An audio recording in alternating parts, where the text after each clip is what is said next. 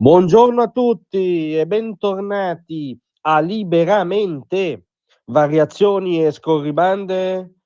qui su Radio Libertà. Allora, di seguito vi descriviamo la tipica fotografia di un paese, di un governo europeo isolato nell'angolo, misconosciuto dai partner occidentali, in primis dall'alleato americano, insomma un governo raccontato come il paria della geopolitica e della diplomazia internazionali. La foto di un governo tipicamente isolato è la seguente: c'è il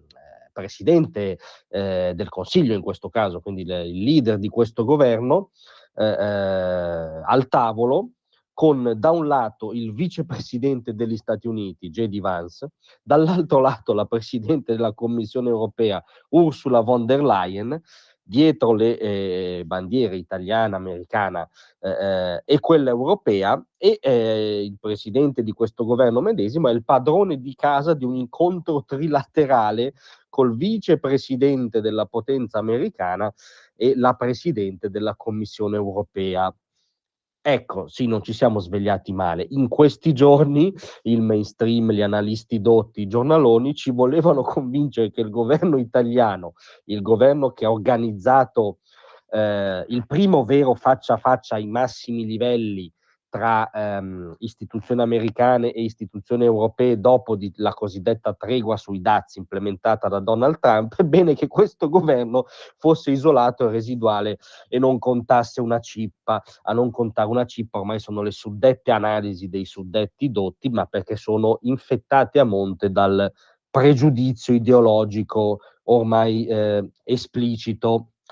Non si spiega altrimenti, infatti, questa retorica, questa corsa affannosa a vedere in quali foto in questi giorni non c'è stata Giorgia Meloni, non c'è stato il governo italiano. Il governo italiano non è stato nelle foto che ritraggono le fantomatiche, fantasmagoriche e ultravelleitarie iniziative dei volonterosi guidati da Emmanuel Macron,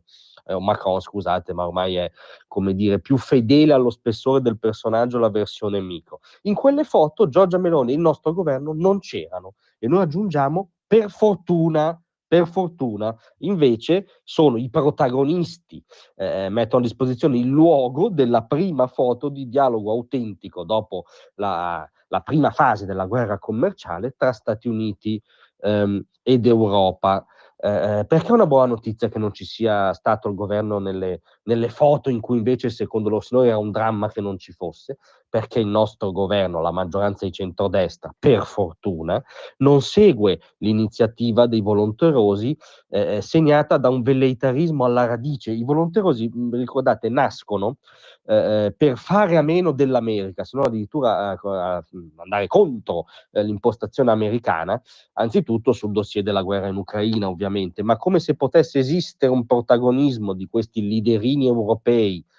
sgraditi ormai anche in patria, i sondaggi di gradimento di Macron sono imbarazzanti, a prescindere dal rapporto transatlantico. Mentre la foto che oggi ridicolizza la vulgata di loro signori ci dice quello che Giorgia Meloni ha twittato in serata, ha twittato orgogliosa di questo passo avanti per l'unità dell'Occidente. Cioè, al netto delle perplessità, come dire, radicate di chi vi parla su quello che rappresenta Ursula von der Leyen, perfino sulla sua effettiva capacità di incidere rispetto agli stati guida dell'Europa, o il suo essere piuttosto semplicemente il terminale dell'asse franco-tedesco, insomma, al netto di tutte le perplessità sull'eurocrazia che qui sono diciamo da 1 a 10, 11, ma il punto è la direzione. La direzione di quella foto implica che l'obiettivo del governo italiano, direi simbolico ancora prima che geopolitico, è l'unità dell'Occidente, cioè è evitare questa follia per cui si recide il legame con gli Stati Uniti solo perché non piace l'attuale inquilino della Casa Bianca, e magari ci si pone in ottica antagonista, addirittura evocando truppe sul terreno alla Russia, perché tanto c'è l'ombrellino portatile bucherellato di Macron perché uno, non ha nessuna deterrenza rispetto a Putin, due, accettare l'ombrello di Macron vorrebbe dire accettare che gli italiani diventano francesi di serie B. Quella è la logica delle strombazzate fotografie dei volonterosi. È una logica, come dire, tardo bonapartista, piccolo imperiale di alcuni stati europei, la Francia e la Germania, che guarda all'opportunità del suo riarmo, e l'opportunità del riarmo tedesco, come dire, in genere la storia del Novecento dice che non è proprio un'opportunità per la pace. Quindi in quelle foto non c'eravamo, ci siamo nella foto che, al netto di tutto, persegue l'unità dell'Occidente, e loro signori vogliono ancora convincerci che sia sbagliato, e soprattutto che il nostro governo di centrodestra sia isolato. Beh, insomma, continuino pure a vergare i loro editoriali su Marte, noi rimaniamo sulla Terra. Grazie a tutti, vi aspetto stasera alle 18.